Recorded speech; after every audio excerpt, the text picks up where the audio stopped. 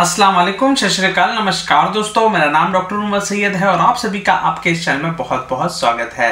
तो दोस्तों आज हम बात करने वाले हैं इस वीडियो में सर्वाइकल स्पॉन्डिलोसिस के बारे में। सर्वाइकल स्पॉन्डिलोसिस होने के क्या क्या कारण हो सकते हैं, उसके क्या क्या लक्षण होते हैं, उसका ट्रीटमेंट क्या है, उसके बारे में जो है आपको इस वीडियो में डिटेल में जानकारी दूंगा। तो दोस्तों आप इस वीडियो को अंत तक जरूर देखिए।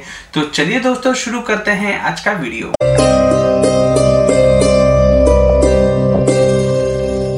तो दोस्तों सर्वाइकल स्पॉन्डिलोसिस होता क्या है। तो दोस्तों गर्दन में अगर किसी पेशेंट को दर्द हो रहा है और उसके साथ में हाथों में जो है उसको झुंझुनाहट महसूस हो रही है, साथ में चक्कर वगैरह आ रहे हैं, तो ये जो है सर्वाइकल स्पॉन्डिलोसिस होने के लक्षण हो सकते हैं।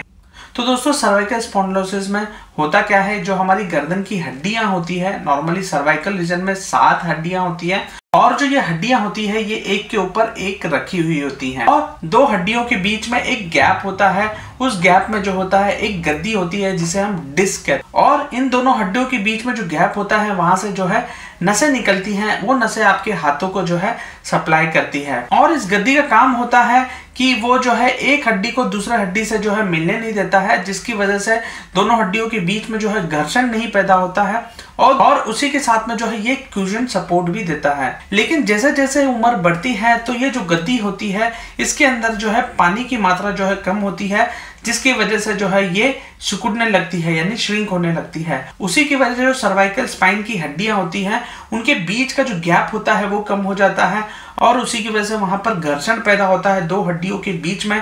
कभी कभी जो है हड्डियों का चूरा बन जाता है या फिर वहां पे जो है हड्डियों का ओवर ग्रोथ भी होने लगता है, या बहुत सारे केसेस में ये भी देखा जाता है कि वहां पर नसों में दबाव भी पैदा होता है, क्योंकि दोनों हड्डियों के बीच में गैप कम हो जाने की वजह से जो है वहां पे नसों में भी जो है दबाव पैदा होता है और जो है नसों में सूजन हो जाती है और फिर पेशेंट को जो है सर्वाइकल स्पॉन्डिलोसिस के जो है चेंजेस जो है पेशेंट को दिखाई देने लगते हैं। और ये जो बीमारी है काफी ज्यादा कॉमन हो जाती है, स्पेशली उन मरीजों में जिनकी उम्र जो है 60 साल के ऊपर है और उसकी वजह जो है शरीर में जो होता है कैल्शियम कम हो जाता है।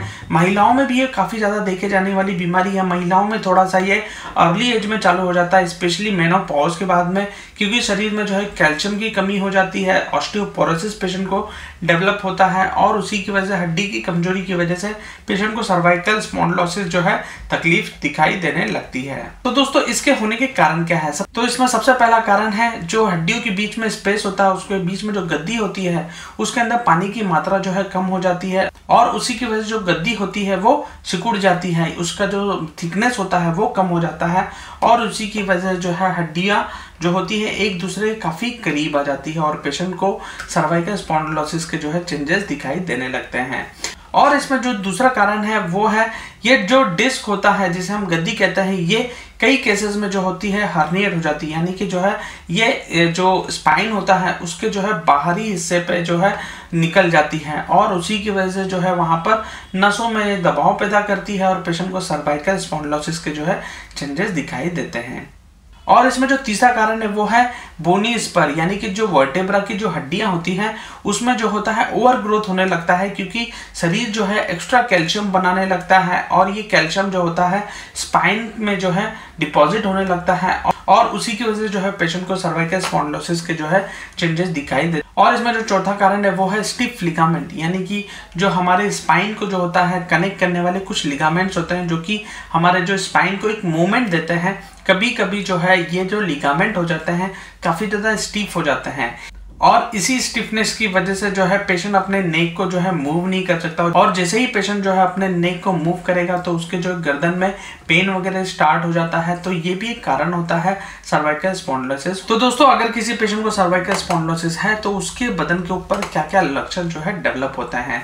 इसमें सबसे पहला लक्षण है वो है पेशेंट को जो है गर्दन में पेन होगा। पेशेंट जो है जब भी अपने गर्दन को जो है टिल्ट करेगा राइट में या फिर जो है लेफ्ट में तो उसे जो है दर्द का एहसास होता है और कभी कभी जो है पेशेंट को चक्कर वगैरह यानी गिडीनेस वगैरह पेशेंट को फील होता है और कई सारे केसेस में जो है पेशेंट को नॉशियाटिंग यानी कि उल्टी जैसा भी जो है एहसास होता है। और अगर पेशेंट को सर्वाइकल स्पॉन्डिलोसिस की वजह से पेशेंट के नसों के ऊपर दबाव पैदा हुआ है तो उसकी वजह से हाथों में जो है झुंझुनाहटपन वगैरह होना, नमनेस वगैरह फील होना, हाथों में जो है पावर नहीं लगती है, पेशेंट को कुछ भी होल्ड करेगा तो हाथों से जो है गिर जाता है। तो ऐसी तकलीफों से जो है पेशेंट को गुजरना पड़ता है। तो दोस्तों अगर किसी पेशेंट को सर्वाइकल स्पॉन्डिलोसिस हुआ है तो इसका जो है निदान कैसे किया है। इसका सबसे पहला टेस्ट है वो है एक्सरे। एक्सरे में नॉर्मली पता चल जाता है पेशेंट के जो अर्ली चेंजेस होते हैं वो एक्सरे में पता चल जाता है, लेकिन एक्सरे में केवल हमें जो है बोनी चेंजेस ही दिखाई देते हैं। अगर नर्व्स के ऊपर कोई डैमेज हुआ है या फिर लिगामेंट के ऊपर कुछ प्रॉब्लम है या फिर जो है डिस्क में जो है कुछ प्रॉब्लम है तो जो है उसके लिए हमें जो है एमआरआई की जरूरत पड़ती है। और एमआरआई करने के बाद जो है हमें अगर पेशेंट के जो है लिगामेंट के ऊपर कोई प्रॉब्लम है या फिर जो है पेशेंट के डिस्क स्पेस में कोई प्रॉब्लम है, नर्व्स के ऊपर कोई प्रॉब्लम है, तो हमें जो है एमआरआई में पूरी तरह से जो है क्लियर हो जाता है। तो दोस्तों अब हम जाते हैं इसके ट्रीटमेंट पार्ट के ऊपर। तो दोस्तों इसमें जो है मुख्यतः जो है मैं 2 दवा यूज करता हूँ। काफी इफेक्टिव मेडिसिन है ये, स्पेशली सर्वाइकल स्पॉन्डिलोसिस के केसेस में। इसमें जो सबसे पहली दवा है वो है ब्राइनिया अल्बा। ब्राइनिया अल्बा को 200 पोटेंसी में लेना होता है, 2 बूंद सुबह 2 बूंद शाम को, और इसे डायरेक्टली ओरली लेना होता है। और इसमें जो दूसरी दवा है वो है जेलसीमियम। जेलसीमियम को भी जो है 200 पोटेंसी में लीजिए, 2 बूंद सुबह 2 बूंद शाम को, और इन दोनों दवा को जो है लगभग 2 से 3 महीने तक यूज करना होता है। और इसमें एक मसाज ऑयल है जिसका नाम है ऑर्थोमूव ऑयल।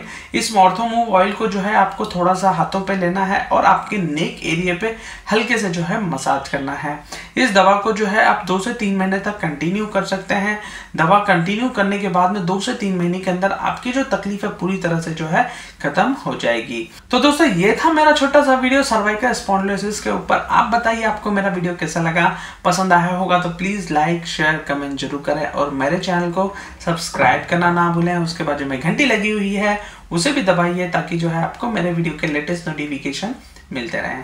और दोस्तों मैं जब लाइव क्लिक में आता हूँ हर सोमवार से गुरुवार 2 बजे से लेकर 2:30 बजे के बीच में, तो उस दौरान भी जो है आप मुझसे जुड़ सकते हैं, आपके सवाल जो है मुझसे कर सकते हैं। अगर आप मुझसे डायरेक्टली बात करना चाहते हैं तो कॉल मी 4 ऐप का सहारा लीजिए, उससे जो है आप मुझसे डायरेक्टली बात भी कर सकते हैं। तो दोस्तों आज के लिए बस इतना ही। थैंक यू सो मच आप सभी का मेरे साथ जुड़ने के लिए।